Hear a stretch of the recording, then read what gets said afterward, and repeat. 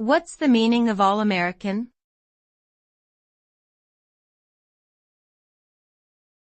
All-American.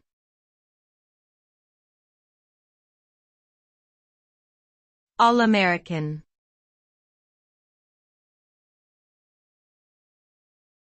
All-American.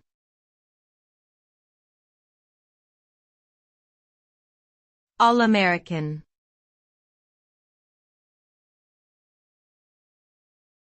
All-American.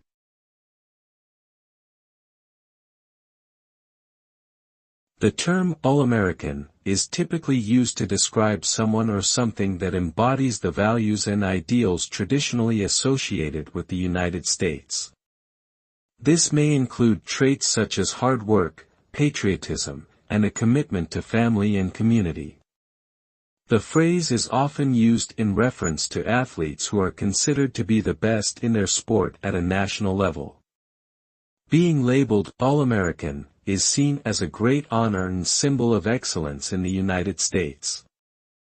Overall, the term represents a sense of pride and unity in American culture.